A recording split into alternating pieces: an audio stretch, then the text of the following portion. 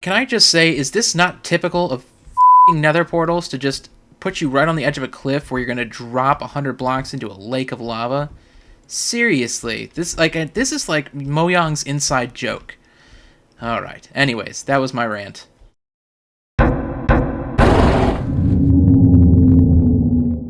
Hello, folks, and welcome to a rather unorthodox episode of my Redstone Basics series.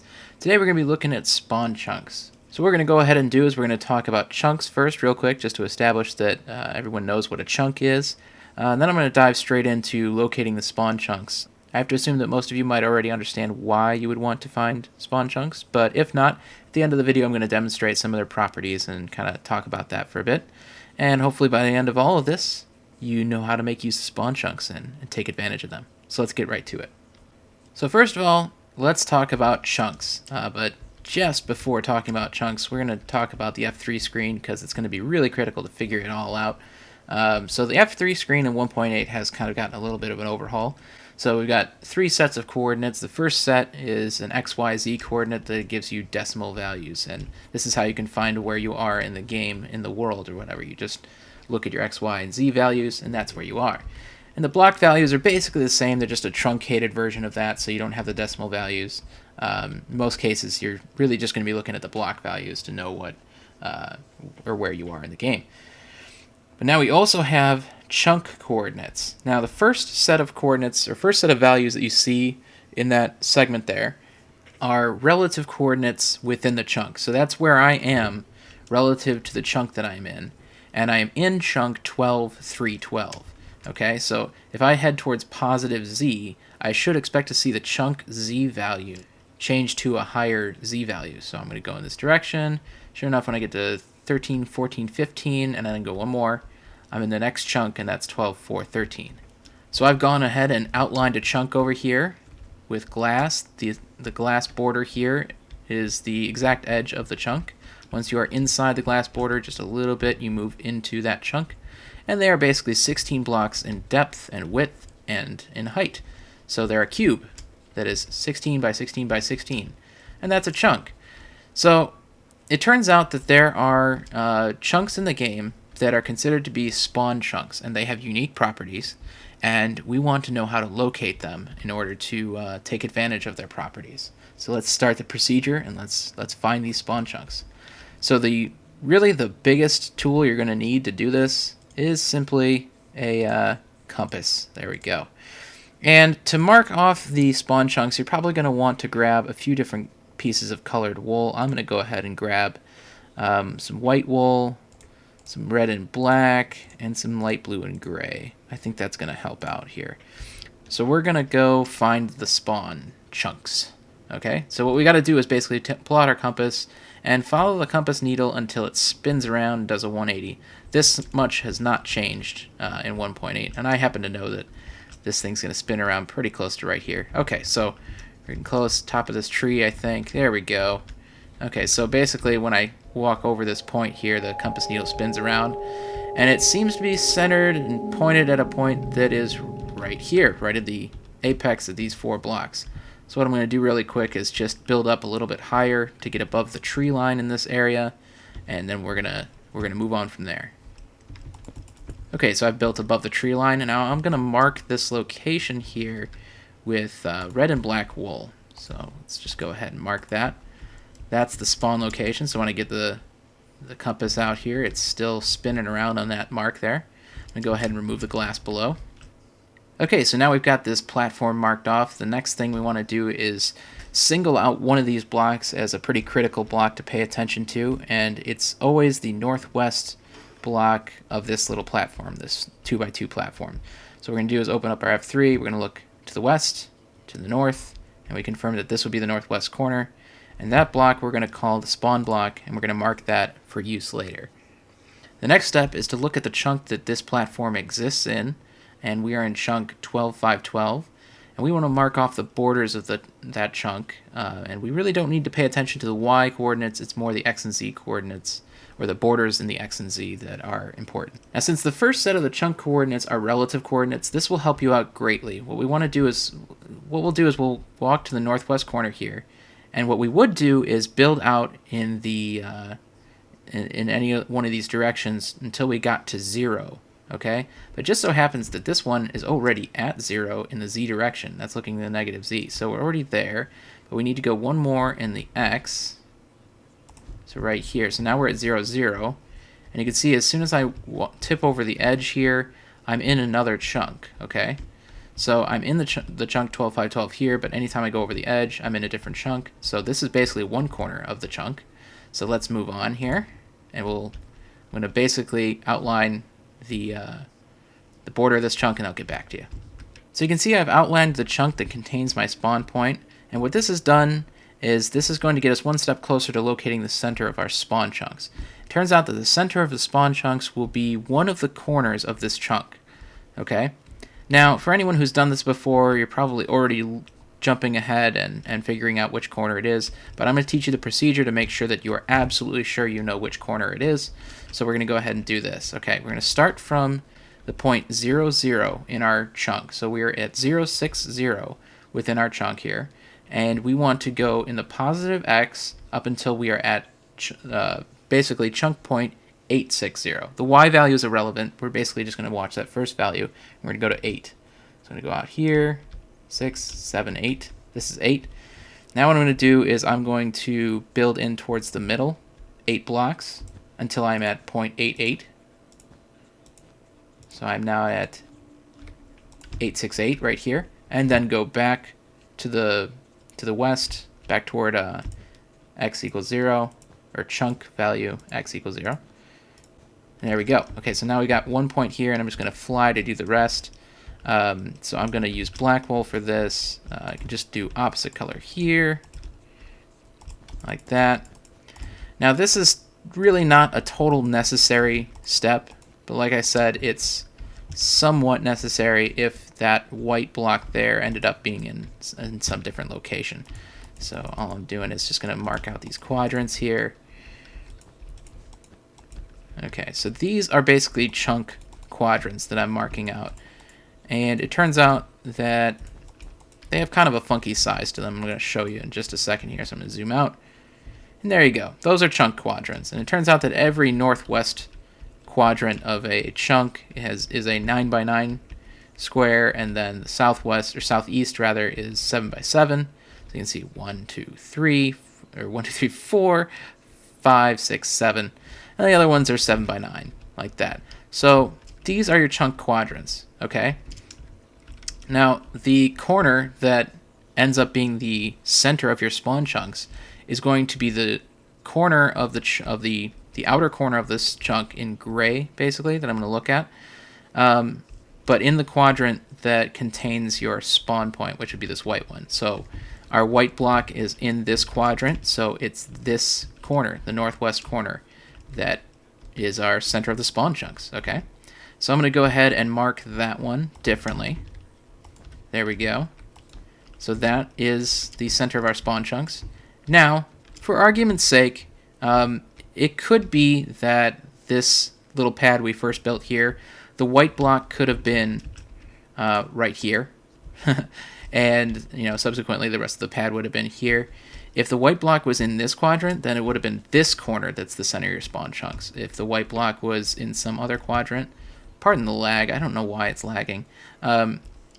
Yeah, so basically if the white block was in any other quadrant of this chunk, it would be that relative corner that ends up being the center of your spawn chunks. So now that we've established this to be the center of our spawn chunks, now all we need to know are the dimensions of it to mark the rest of it off.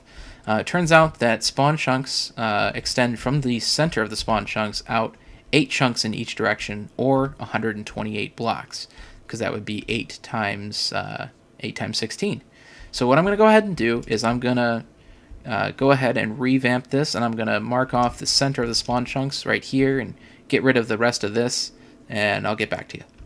Okay, so now that we've discovered the center of our spawn chunks and I've marked that off, I've gone ahead and tried to color code each chunk individually, going off in each direction. So this is the center, this is one chunk over here, that's another chunk over here, this is a different chunk, this is a different chunk. Okay, so I've only done it out 1 chunk length, and all we have to do now is basically extend this out 8 chunks in each direction. and then we've basically marked it all off. So I'm going to go ahead and do that, and I'll get back to you. Alright, there we have it. I've extended the arms out 8 chunks in each direction, and this effectively marks out the region that contains our spawn chunks. Anything beyond the edges of these arms is no longer spawn chunks, so let's go to the end of it, and let's take a look at the coordinates and see how they change. So basically, every time we're alternating a color, we're going into a new chunk, and right at the edge of this, you'll see, pull up F3. So you can see when I'm standing at the end of this arm here, I am at chunk 4, 5, 11, and when I tip over the edge, I'm at 3, 5, 11. When I walk over to this other color here, I'm in 4, 5, 12, and when I tip over the edge, I'm in 3, 5, 12. So there you go. They all mark out different chunks, and this is the very edge of the spawn chunks. As soon as you're outside this, just one block, anything outside of here will not take advantage of the properties of spawn chunks. Anything inside will.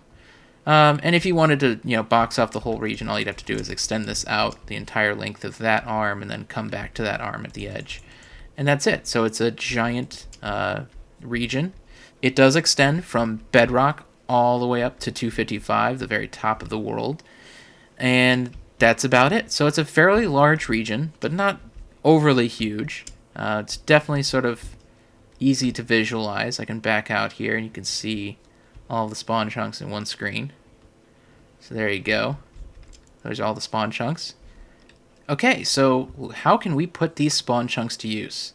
Well, let's talk about a few key properties of spawn chunks first. The first key property of spawn chunks is probably the most well known, but if you don't know it, don't worry, I'm just going to let you know right now. In spawn chunks, if items drop on the ground, they will not despawn. They will wait on the ground until they're picked up by a player or an entity of some sort. Conversely, if an item is dropped outside of the spawn chunks, there is a 5-minute timer before it will despawn. The only way it won't despawn is if that chunk becomes unloaded, in which case that decay time on that item will halt until that chunk becomes loaded again, but then it will start ticking down, and after a total amount of 5 minutes, it will despawn. So that's the first thing. If you have items flowing around that are probably going to spend more than 5 minutes just sort of, floating on the ground or in water streams, you're going to want to make sure that they don't despawn. Next property is kind of a footnote, sort of. If you're in the market for an iron farm, in other words, an iron golem grinder, odds are you're going to have to start stacking villages on top of each other. There are a number of videos out there. To be honest, Tango Tech has the best iron farms I've ever seen. He's gone through a number of different versions trying to keep them up to date. He has one out now that I believe is called the Iron Titan. I'll even leave a link because that guy has honestly done the best iron farms I've ever seen and does them very well and is very thorough on it. At any rate, you're going to want to build an iron farm in the spawn chunks. The reason being is because the way you have to construct them, you're going to be stacking villages on top of each other. And it's sort of a quirk of how villages get created that you're able to do that. And it turns out that once those chunks containing your stacked villages are unloaded, when they become reloaded, they're going to merge into one, and ultimately will greatly reduce the amount of spawns that you get for iron golems. So the reason why I said that was kind of a footnote is because, if you were ever in a multiplayer setting and you wanted to find the spawn chunks and build an iron farm, odds are you're running the risk of somebody finding you because they're going to be able to point a compass straight at it, and they'll be able to find your iron farm and either grief it or steal all the loot. To be honest, if I came across an iron farm that somebody else had made, I would just take what I need because those things put out quite a lot of iron, and odds are whoever built it got their fill at that point. So the third and final property I want to talk about with relation to spawn chunks is directly related to redstone, and that is that any clocks that you put into the spawn chunks will not break. They will continue to tick no matter what. And to prove that for you, I'm going to go through a couple demonstrations. I'm going to set up some clocks here in the spawn chunks, and another one well outside the spawn chunks, and I'll get back to you. Okay, so here we have a clock. It's currently turned off, and it has a command block as an output that's going to say clock inside the spawn chunks. I'm going to go ahead and turn this one on, and you're going to see it starts chatting in the dialogue, in the chat dialogue that is. It says clock inside the spawn chunks. And we have another one way out in the west here, so I'm going to go ahead and go up here, and we'll do TP Negative, I think 550 ought to do it. We'll go out here and check up on our other clock. It is right there. Okay, so we can see that we're now well outside the edge of the spawn chunks, but the clock inside the spawn chunks is still ticking. And I'm going to go ahead and turn this one on now. This is the clock outside of the spawn chunks, and now we have both ticking.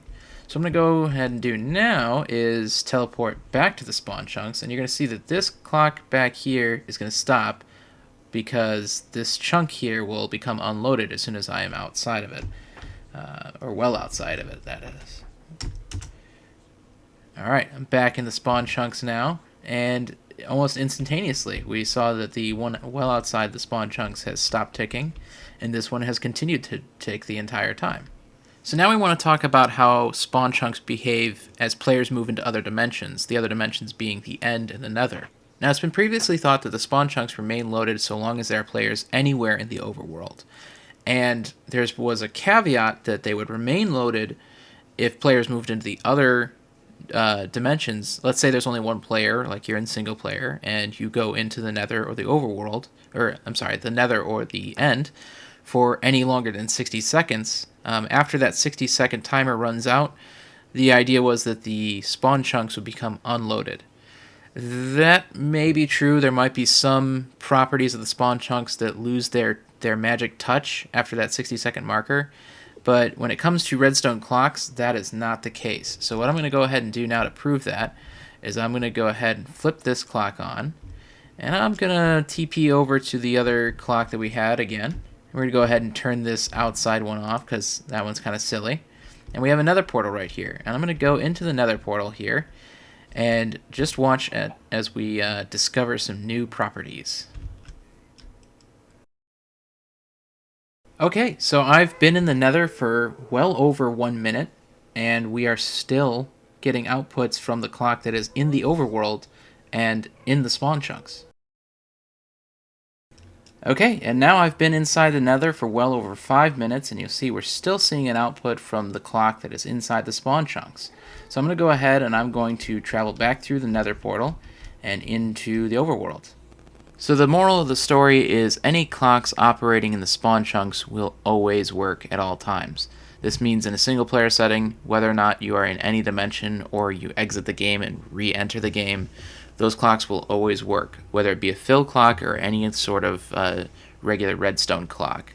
And in a multiplayer setting, any clocks, the same thing is true. Any clocks inside of the spawn chunks will continue to operate at all times, fill clock or other clock. They will always work. That is if there are people in other dimensions, if the server becomes empty, or the server restarts. When the server restarts, the fill clocks and all other clocks inside the spawn chunks automatically restart. Now, conversely, for clocks outside of the spawn chunks, obviously, as we saw with this guy right here, we did have the issue of it stopping once we were outside of the proximity of that clock. And that's the same for the end of the nether, because you may be asking yourself, do spawn chunks occur in the end of the nether? And the answer is no. As of right now, as of 1.8, there are no spawn chunks in the end or nether. And what that really boils down to is that if you have clocks in the end or nether that need to affect players, specifically these would be clocks running command blocks, if they're affecting players, you have to do it in terms of causing an effect that is basically near where that clock running the command blocks is set up. So when players leave that region and that clock becomes unloaded, that clock can't be responsible for doing anything else for the player at that point. The player can only sort of reap the benefits of those command blocks running on clocks when it's near that clock. Now, you could replicate spawn chunks in the end and nether in vanilla Minecraft with a rather unorthodox method, and this is only in multiplayer. What you would have to do is basically purchase two separate accounts, set up a clock, ideally a fill clock in the end and nether, and since you would take those two separate accounts and idle those players in the end and nether next to those clocks, in theory, they would never become unloaded, and therefore they would continue to operate. Now, since I said that fill clocks in the end and nether will stop working, if you do need a clock that will restart on its own, in the end of nether, you can go ahead and use the standard comparator clock. It's the fastest clock and quietest clock you can build, that will always restart, and you can use it in the end of nether. There you go. Just remember that that's the piece that's always the output. If you have any more questions about this clock in particular, go ahead and check out my fastest clocks video in the same series, Redstone Basics. But other than that, that's about it. So I have one final test to show you guys, and this is just sort of to prove it all. I'm going to go ahead and I'm going to teleport myself a million. No, let's make it 15 million blocks from the spawn. As most of you know, the world border is at 30 million blocks from the center of the spawn or whatever. But I'm going to go ahead and I'm going to go out to 15 million, and we'll see if we still see the output. Okay, so after a little bit of lag, it had to get all of the chunks around me loaded, and then it had to load the spawn chunks. And now you can see that we have the spawn chunk clock going as it normally does, and we are out at 15 million and just a little bit north, I think. And there you go, or actually a little bit south.